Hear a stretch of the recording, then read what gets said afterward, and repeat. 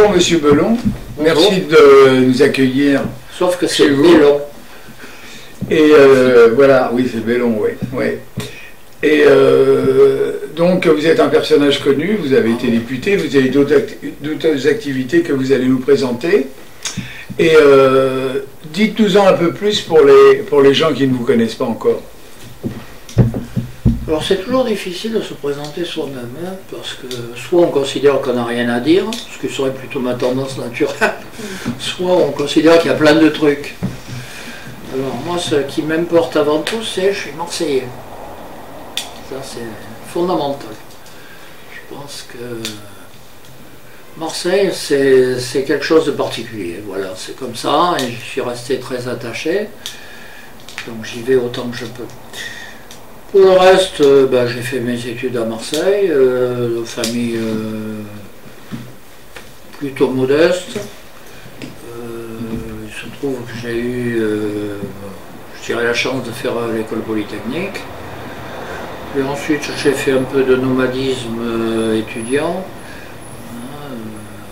J'ai fait de l'économie, un 3e cycle, et puis ensuite j'ai passé le concours d'administrateur de l'INSEE, et donc je suis administrateur de l'INSEE. Voilà. Sur le plan, disons, politique et social, moi je me suis toujours attaché à ce qu'on appelle globalement la gauche, encore qu'aujourd'hui ça mériterait définition. Du syndicalisme, puis j'ai adhéré au PS, j'ai été élu député de Manosque, donc nous sommes pas loin de Marseille, enfin des Alpes de Haute-Provence, ou Basses-Alpes autrefois, 3 fois.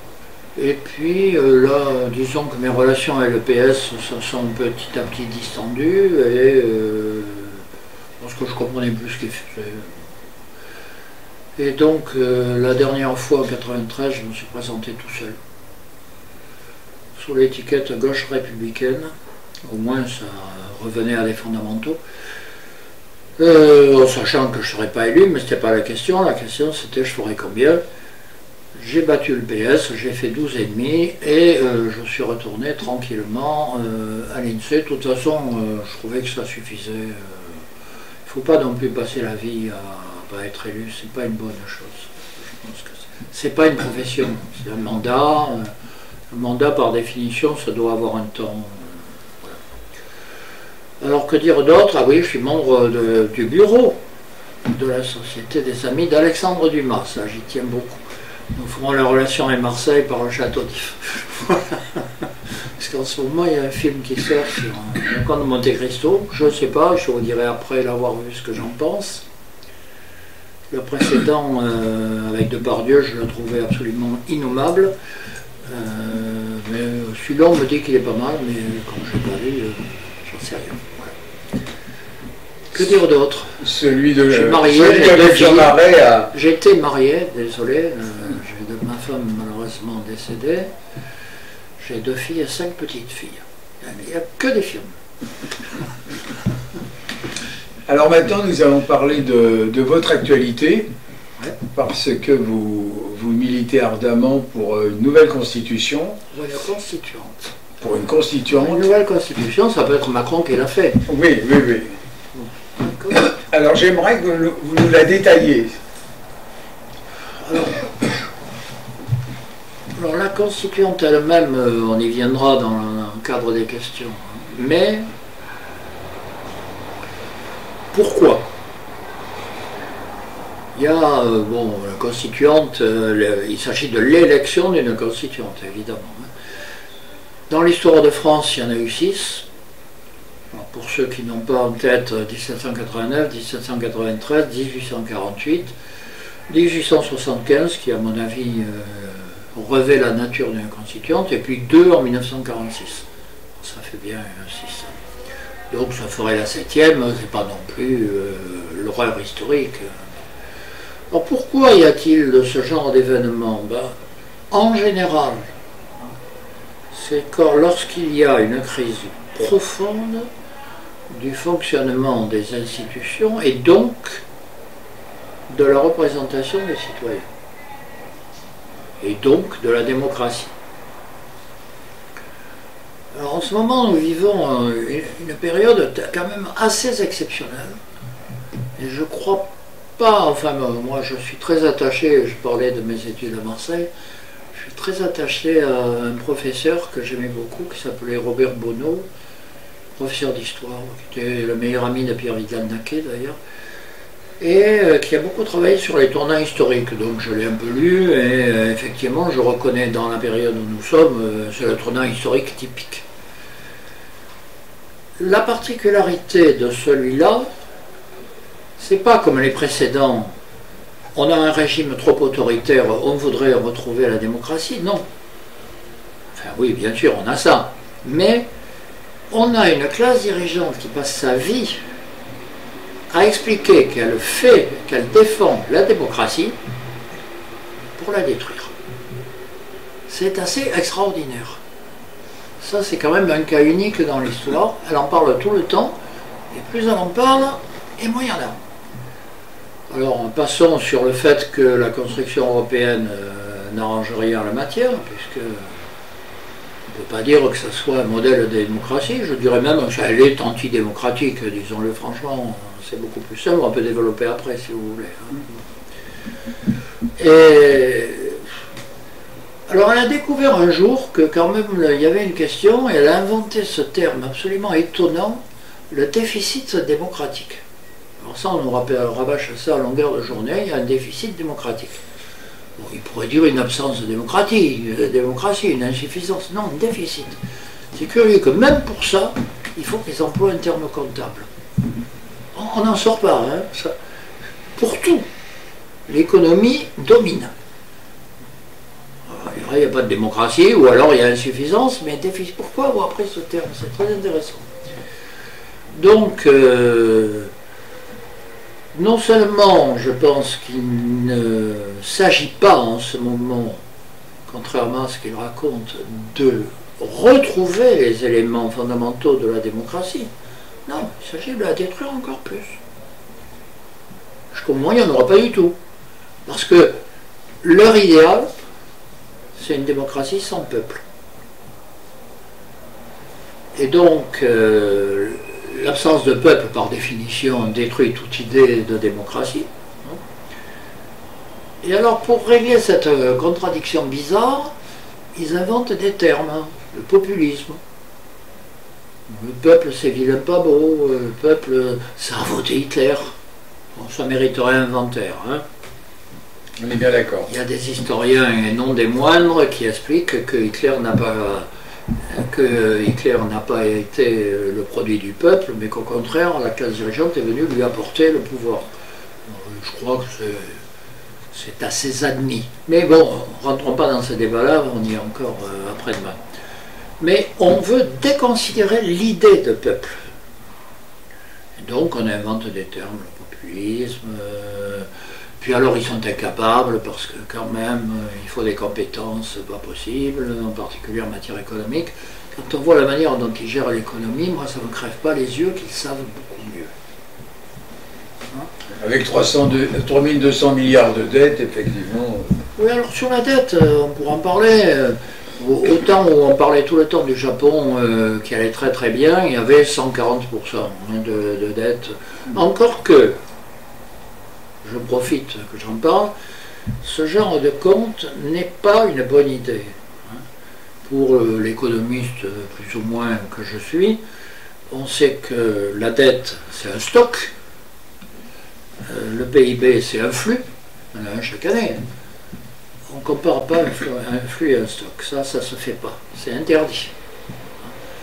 D'ailleurs, si le flux il était fait sur 2 années, le rapport serait 2 fois moins fort. Bon. Donc, bon, je ne vais pas rentrer dans ce genre de détails techniques, mais on raconte un peu n'importe quoi sur ce genre de choses. La vraie question, c'est la dette, elle est faite comment, pourquoi, elle correspond à quel type de dépenses, qui peuvent rapporter quoi, bon. Ça, c'est un débat très important. Bon. C'est la question de fond. Moi qui suis resté attaché à Keynes, je dis c'est pas un mal en soi. Ça dépend comment on la gère, ce qu'on en fait. Or, ce débat-là, on l'a jamais.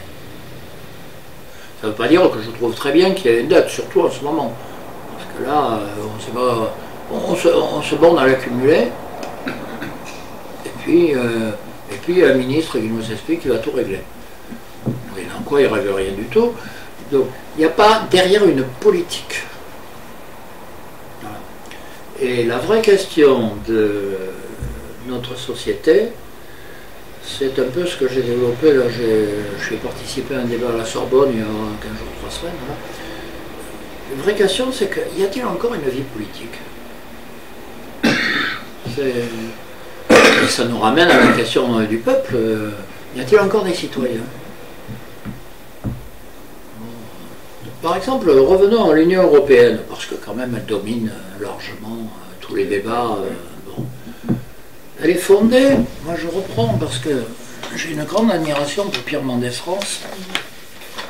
Et je cite souvent son discours du 18 janvier 1957, quand il a voté contre le traité de Rome, qui était la base de la construction européenne. Hein. Et il a d'abord dit, ce que vous êtes en train de faire, c'est simplement un truc inspiré de la pensée la plus naïve de la fin du XIXe siècle, comme quoi le marché règle tous les problèmes. Or, dans cette idée, ce qu'on appelle chez les économistes la pensée, disons, Walras-Pareto, pour faire simple, plus ça fait sérieux, mais c'est comme ça qu'on l'appelle. L'idée, c'est, le citoyen, il n'y a pas de citoyen, il y a un consommateur qui se réveille le matin en disant comment je vais maximiser ma satisfaction, et se couche le soir en disant je l'ai maximisé ou pas. Voilà. C'est une espèce de Robinson Crusoe de l'économie. Bon. Il n'a aucune relation sociale. Aucune.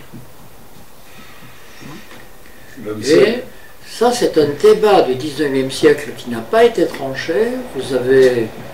C'est un des grands radicaux de la troisième, Léon Bourgeois, qui disait l'individu isolé, ça n'existe pas. L'individu n'existe que parce qu'il est membre d'une société. Or, pour faire de la politique, il faut une société. Et l'idéal de la classe dirigeante actuelle, d'ailleurs Madame Thatcher l'a bien dit, hein, la société, ça n'existe pas. Hein, elle avait dit dans une interview dont j'ai les références quelque part. Si. Et en tout cas, on veut rendre le citoyen prisonnier de la consommation, c'est-à-dire qu'il ne soit pas citoyen, puisqu'il n'y a que ça. Il n'y a pas de lien au sens politique du terme. Donc il n'y a pas de vie politique.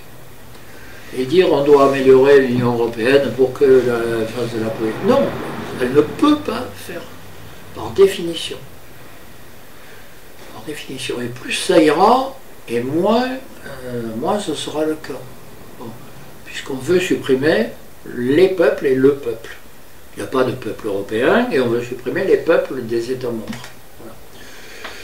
Voilà. La dernière étape, vous l'avez vu comme moi évidemment, ça a été l'annonce du saut fédéral. C'est-à-dire on veut supprimer l'unanimité dans les grandes décisions publiques, comme en économie, en défense, en affaires étrangères, etc., etc., etc. Vous avez sans doute aussi noté qu'il y a eu un certain nombre de personnes, 50 exactement, qui ont fait l'appel des 50, qui ont dit on est hostile, on demande un référendum pour ce saut fédéral. Alors, comme je suis un des 50, je le dis au passage. Et ça, c'est cette évolution qu'avait prévu, et j'en termine avec Mendès France quand même, parce que quand même en 1957, il annonce cette question démocratique en disant qu'il ne votera contre parce que la démocratie est en jeu, et il dit ceci. L'application d'une démocratie peut prendre deux formes.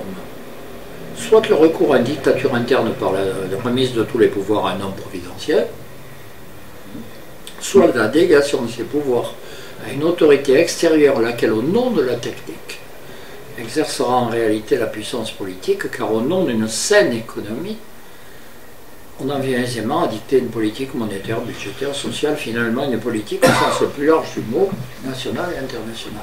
Ben, tout a été dit en 1957, sauf que c'est là aujourd'hui. Voilà. Et ça, on est devant un choix là. qu'est-ce qui va se passer dans l'esprit des dirigeants?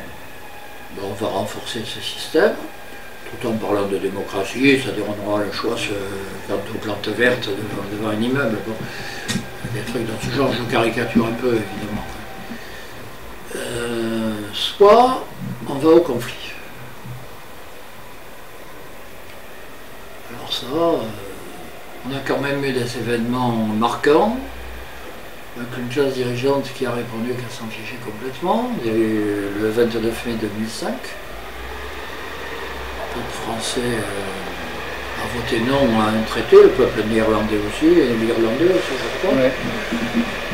On leur a dit qu'on s'en fichait complètement et qu'on le ferait quand même. C'était Sarkozy, qui en ce moment, avec d'autres républicains, verse des larmes de crocodile sur les risques qui pèsent sur la démocratie. Oui, enfin, il ne faut pas le bafouer soi-même pour ensuite dire qu'il y a des risques. Donc il y a eu ça, il y a eu les bonnets rouges, il y a eu les gilets jaunes, il y a eu les mouvements paysans. Apparemment, ça glisse. Sauf que ça glisse jusqu'au moment où on ne sait pas. Face à ça, alors j'admets que mon discours est un peu long, mais il est important pour dire, face à cette contradiction, il y a deux solutions. Soit on officialise la disparition de la démocratie. On dit, écoutez, il y a des gens qui savent et qui font, et puis les autres, on vous demande de vous taire. On essaiera de faire en sorte que vous n'ayez pas trop de problèmes économiques, mais taisez-vous. Ça, c'est une première solution. La deuxième, c'est on revient aux fondamentaux, et donc on repasse par la case peuple, qui lui-même repose sur la question des institutions qui sont censées créer la démocratie, et ça s'appelle l'élection des constituantes. Voilà. C'est comme ça que j'avais fait dans le monde diplomatique en 2014, donc je l'ai rediffusé là ces derniers temps, parce que les conditions y prêtaient, un article qui s'appelait Bonapartisme ou constituante. C'est les deux options. Bonapartisme est une option qu'on a connue dans l'histoire de France deux fois, Napoléon Ier et Napoléon III, qui est une forme assez autoritaire du pouvoir. Constituante, c'est la forme démocratique. Alors ça ne veut pas dire, contrairement à ce que racontent certains, de faire n'importe quoi, n'importe comment. Non, ça veut dire qu'il y a un réel débat argumenté pour savoir ce que doivent être les institutions pour que le souverain, l'article 3 de la Constitution, en théorie, la souveraineté nationale appartient au peuple, le souverain, donc le peuple, retrouve sa souveraineté. Voilà. Donc c'est la forme, enfin pour nous, on dit toujours, c'est la forme pacifique, démocratique et rassembleuse pour sortir de la crise actuelle. Si on ne fait pas ça, il y a la possibilité d'un affrontement et de violence alors beaucoup plus grave que ce qu'on a vu jusqu'à présent. Surtout si la situation économique se dégrade. Voilà un peu dans quel esprit on pose cette question. La réponse que vous nous avez donnée est parfaitement claire. On voit le cheminement de la pensée et comment rétablir le souverain dans ses droits. En réalité, c'est la question qui nous est posée. Alors, c'est le troisième volet de l'entretien, c'est que pensez-vous du référendum d'initiative citoyenne ou d'initiative populaire, enfin ce référendum qui viendrait de la base? Alors, par définition,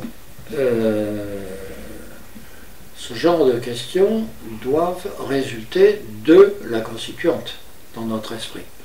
Donc ce sont, alors la constituante, ce sera, alors je dis au passage, ce seront des citoyens élus. Alors pour nous, à partir des communes, de manière à recréer à la fois le tissu local et la participation de tous. Je sais bien qu'il y en a qui voient ça tirer au sort avec 3 experts qui dirigent les tirés au sort. Ça, bon, ça s'appelle un déni de démocratie. Bon, par définition, ceux qui participeront à la constituante doivent avoir des mandats. mandat, c'est les citoyens qui le donnent. Si on commence par dire les citoyens ne participent pas, il n'y a pas de mandat. Bon. Alors, qu'est-ce que, dans ce cadre, le RIC est une des questions qui inévitablement viendra. Inévitablement. Bon. On l'a bien vu, les revendications sous les Gilets jaunes, c'est une revendication qui revient très, très, très souvent. Bon. Si vous voulez, ça pourra agrémenter vos sites. Je vous enverrai une photo que j'ai de Gilets jaunes au pied de la statue de Louis XIV à Versailles avec un grand panneau constituante. C'est adorable. C'est tout un symbole, je dirais. Bonaparte. Bon. Donc, à l'évidence, il y a une demande de démocratie directe qui s'est développée, et vraisemblablement en réaction au fait que la démocratie disparaissait. Donc il faudra vraisemblablement répondre à cette demande. Alors, donc sur le principe même, je le trouve plutôt intéressant. Ensuite, une fois que j'ai dit ça, ça ne veut pas dire on en fait tous les jours n'importe comment. Bon, c'est-à-dire il faut qu'il y ait des conditions. Un certain nombre de citoyens qui le demandent, sans doute répartis sur le territoire, pas tous les jours, enfin bon, des choses comme ça. Bon, l'exemple de la Suisse, de ce point de vue, peut être intéressant à analyser. Bon. En toute hypothèse, je pense que la question viendra. Est-ce qu'on peut aller ce soir plus loin dans qui, comment, dans quelles conditions? Je ne suis pas convaincu, mais si vous voulez, on peut essayer. Juste une chose qui, moi, me paraît importante et sur laquelle nous avons pris, en tant qu'association, la position. Il y a plusieurs choses, d'ailleurs. Premièrement, référendum, et pas d'initiative, là. Enfin, oui, pour être d'initiative. Il doit y avoir un référendum pour dire si il faut continuer à avoir un droit européen qui domine le droit français. Pour moi, il faut le supprimer. Ça a été réalisé par le Conseil d'État, mais ça doit être mis en débat. Ça a été fait dans des enceintes plus ou moins restreintes, sans qu'il n'y ait jamais un aval populaire quelconque. Donc cette question doit être évoquée. La deuxième, c'est celle du Conseil constitutionnel. Bon. Alors je sais bien qu'on nous explique à longueur de journée que l'état de droit c'est fondamental. Si état de droit, ça veut dire qu'il n'y a pas ce qu'on appelait autrefois un état de police, oui bien sûr, c'est bien qu'il y ait un état de droit. Et ça veut dire la démocratie contre le pouvoir autoritaire. Bon. Mais si l'état de droit c'est il y a des pensées qui n'ont pas le droit de s'exprimer, alors là, ça ne va pas. Or, ça évolue un peu dans ce sens. On l'a bien vu dans certaines décisions de la Cour de Luxembourg, où, par exemple, on doit penser d'une certaine façon peut-être sur la théorie de genre. Ça, c'est pas... ça, c'est un débat entre citoyens, c'est pas un élément d'état de droit. Voilà. De la même manière, au vu de la manière dont le Conseil constitutionnel a fonctionné ces derniers temps, on peut se poser la question de savoir ce que signifie sa neutralité et son rapport à la démocratie. Hein. Bon, aussi bien dans la loi immigration que dans la loi retraite, bon, ça pose problème. Moi, j'ai fait, enfin nous avons été un certain nombre à faire, une proposition assez simple, de deux choses l'une, où on revient à ce qui était la pensée initiale des premiers républicains dans la Première République. C'est-à-dire, le peuple désigne des représentants, les représentants au nom du peuple. Alors après, il y a le contrôle des élus, c'est pas des questions négligeables. Hein. Oui, oui. Donc je m'en voudrais de ne pas les évoquer. La nature du mandat. La nature du mandat, le contrôle du mandat, le mandat révocatoire, enfin ça aussi c'est des débats. Hein. Bon.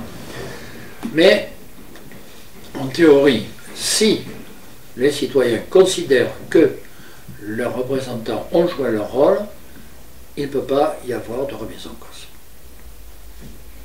C'est-à-dire l'idée, l'article 6, je crois, de la Déclaration des droits de l'homme, la volonté générale, bon, la loi est l'expression de la volonté générale. Là-dessus intervient un truc qui s'appelle le Conseil constitutionnel, désigné de manière discutable, qui dit, ah ben non, nous on pense que non, on pense que oui, sur des critères que personnellement je ne partage pas obligatoirement. Or, en théorie, la Constitution est un bien public. Bien public. Elle appartient donc à son souverain naturel, le peuple. Si donc il y a une entorse à la Constitution, puisque c'est bien de ça que parle le Conscons, ça ne peut être que parce que le peuple, d'une manière ou d'une autre, l'a dit. Donc, moi je serai assez porté pour dire, une loi est déclarée admise, sauf si un nombre de citoyens, par un RIC, dit, nous, on veut un RIC, et à ce moment-là, on l'accepte, on la refuse. Là, on est dans la logique de la souveraineté, on y reste, et ça donne un sens au RIC dans des cas très précis, on avalise ou pas la loi. Ça me paraît d'autant plus important que depuis qu'on a inventé les QPC, questions prioritaires de constitutionnalité, on ne sait plus ce qu'est la loi. Elle est un peu aléatoire. On peut parfaitement, ça vient d'être fait il y a quelques temps, remettre en cause une loi de 1993. Parce qu'un citoyen a demandé qu'elle soit remise en cause, et le Conscons a dit oui, d'accord. C'est quoi le droit? Comme ça. Et qu'un citoyen l'ait fait, honnêtement, pour moi, ça ne lui donne pas l'aval de la souveraineté populaire. Donc là, toutes ces questions sont là. Et le RIC, je pense que c'est un instrument fragile, d'application pas toujours simple, mais ça donne un recours nécessaire aux citoyens face à des situations de crise et de contradiction. Voilà, c'est comme ça qu'il faut la voir. Ouais. En tant que menace, oui, voilà, ça répond aux menaces qui pèsent sur la démocratie. Voilà. Ouais. Mais de ce point de vue, c'est une bonne idée. Oui. Ouais. Voilà. Tu voudrais rajouter quelque chose? Avez-vous travaillé sur un projet pour changer les institutions? Faites-vous ce travail? On a dit un certain nombre de choses, oui.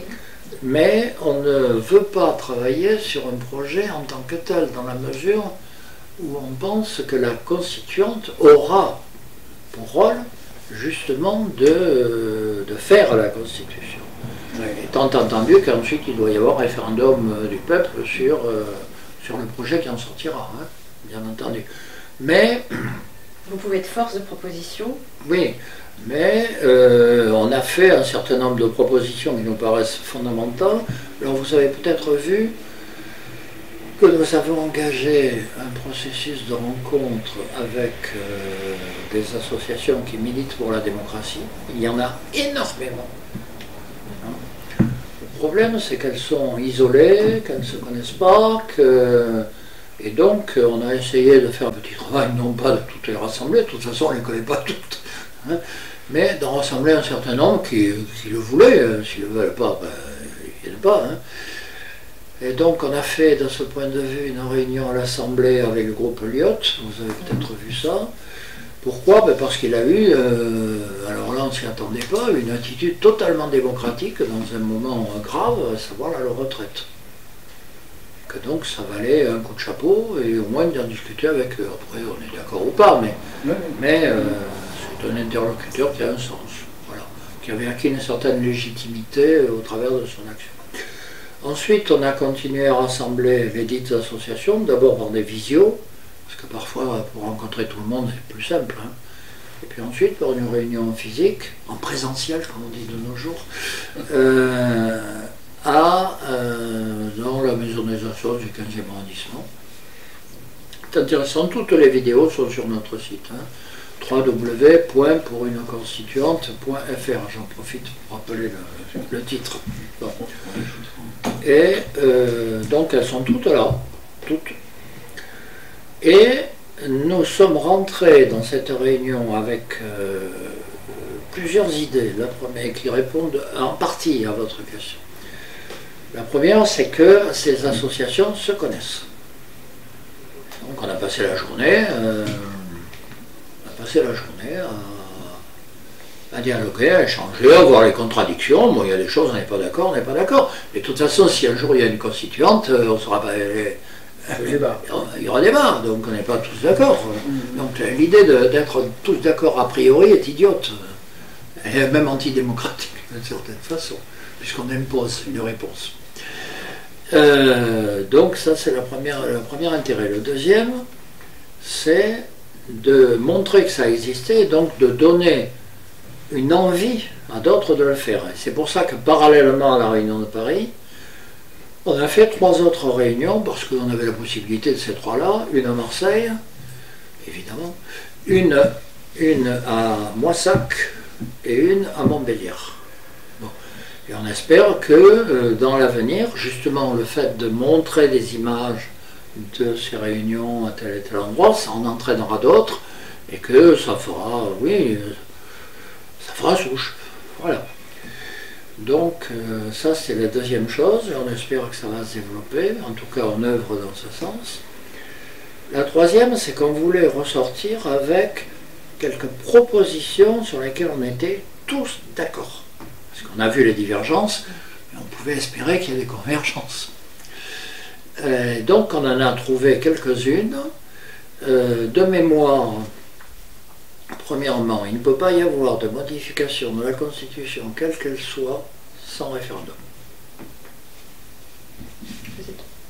Oui, non, mais il y en a eu depuis que la Constitution existe, il y en a eu, je ne sais plus, 25 ou 26. Il y en a eu 25-26 référendums. Hein. Bon. Et en plus, que ce soit un référendum significatif. Par exemple, le quinquennat où il y a eu 15% d'électeurs qui sont déplacés, à notre sens, n'est pas significatif et donc ne doit pas être considéré comme un résultat valable.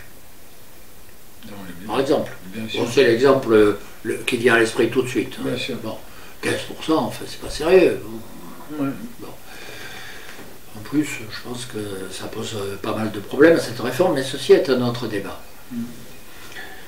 Donc ça, c'est la première chose. Deuxièmement, qui est un référendum sur la suppression de la priorité des droits européens sur le droit national. Bon. Et ensuite,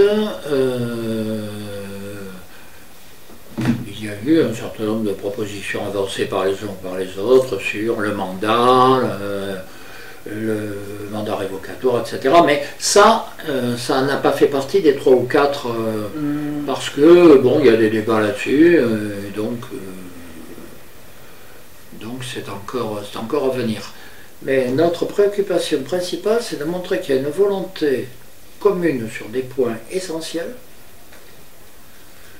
et que on continue ce débat en marquant toutes les différences, mais dans le nombre de lieux le plus grand possible en France. Voilà. Ça c'est, oui, c'est l'amorce d'assemblées communales qui peuvent être l'amorce oui, d'un embryon de constituante, quoi. C'est encore un peu dans les limbes. Oui, mais ça y contribue. C'est vrai quand des événements viennent bouleverser la vie locale et que ces événements sont adoptés par le conseil municipal pour des raisons que personne ne connaît.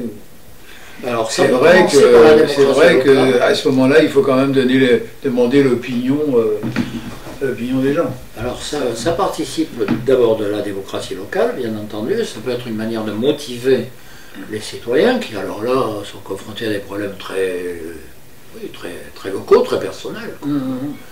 Mais ça doit être théoriquement l'embryon d'un ensemble national qui, et c'est l'objectif principal de la Constituante, reconstitue le peuple en tant que corps politique souverain.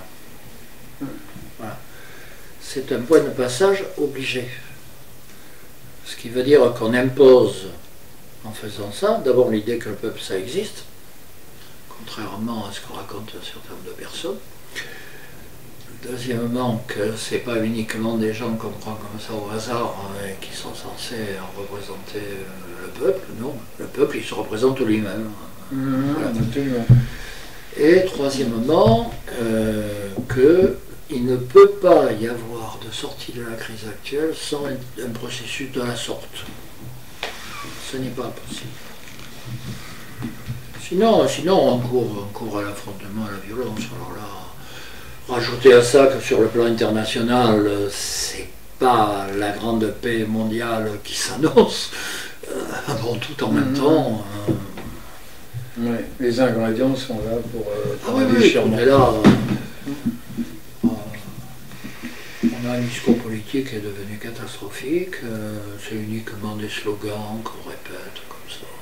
Puis la représentation. C'est-à-dire que la classe politique aussi qu'on a aujourd'hui n'est pas tout à fait celle que... Alors, la classe politique, peut-être, c'est pas à moi de dire qu'elle était mieux avant, évidemment. Mais on peut le dire quand même. Ça, c'est vous qui le dites. Mais comment dirais-je, il me semble qu'il y a eu un dérapage. Alors celui-là, par contre, je peux le dire. C'est que il y a toujours eu, en démocratie en tout cas, mais même sous l'Ancien Régime, des carrières politiques. Jaurès a fait une carrière politique, c'est clair. Bon. Mais c'était pas une profession politique. La profession de Jaurès, c'était prof de philo, puis après journaliste. Et sa profession n'était pas politique. Clémenceau, qui a fait une carrière politique encore plus longue, était médecin. C'est pas sa profession. Ce qu'il y a, c'est qu'il me semble qu'il y a de plus en plus d'élus dont c'est la profession, qui n'ont jamais fait que ça. Oui, ce sont ce qu'on appelle les apparatchiks. Oui. En fait, dans d'autres pays. Voilà. Alors ça pose évidemment un problème. Parce qu'on ne peut pas, à partir du moment où on est professionnellement dépendant de l'appareil politique dont on est membre, il est bien évident qu'on n'a pas de liberté. Évidemment. Ouais.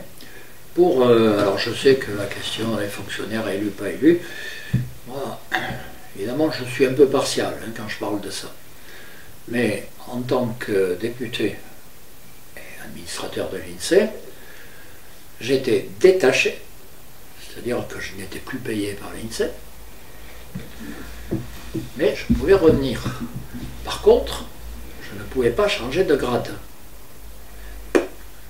Ma carrière, au sens progression des échelons, s'arrêtait, était bloquée au moment où j'étais élu. Et elle ne pouvait reprendre que lorsque je ne l'étais plus. Bon. C'est comme ça que toute ma promo de Polytechnique, quand je suis revenu, était hors classe. J'étais le seul à pas être. Mais c'est pas, ça fait partie du jeu, hein, c'est très bien même. C'est très bien. Oui. On ne pouvait pas me dire, si tu n'es pas sur tel truc, tu ne seras pas en classe. Ben non, puisque je ne pouvais pas l'être de toute façon. Ouais. Donc il y a des tas de trucs comme ça. Il me semble qu'il y a des pays, mais alors sous réserve de vérification, hein, parce que là je me hasarde, il me semble qu'il y a des pays en particulier, on m'a dit la Belgique, mais il faudrait le vérifier, où un élu, lorsqu'il n'est plus élu, sauf s'il a tué père et mère, on lui doit un poste dans l'administration. Donc, il n'est plus dépendant de son appareil. C'est pas, on voit toujours ça au travers des avantages. Il faut voir la liberté aussi. C'est deux choses de nature un peu différentes. Oui, c'est un sujet qu'on a abordé dernièrement, au cours d'une réunion aussi, effectivement. Oui. C'est des questions qu'on n'évoque jamais parce que, pour des raisons qui tiennent pas obligatoirement à la qualité des élus, mais en tout cas au poids des appareils, ça c'est sûr, et donc à ce qu'il génère comme élu, évidemment. Je pense qu'effectivement, de ce point de vue, il y a eu une dégradation, non pas dans la qualité, c'est pour moi qui ai le droit de juger ce genre de choses, mais dans la liberté des élus. Un élu n'a pas de sens, il doit être dépendant d'une seule chose, ses électeurs. Des électeurs, évidemment. Or, à l'heure où nous parlons, il dépend de tout sauf des électeurs. Il a un mandat impératif, ben, par rapport à son parti, évidemment. Il n'y a pas que lui, non. Il suffit de prendre la presse. Oui, mais bien sûr, non, mais c'est pas parce qu'il y en a d'autres que c'est bien. Oui, non, mais bien sûr. Donc, moi, je suis très, très préoccupé par cette question de liberté, oui.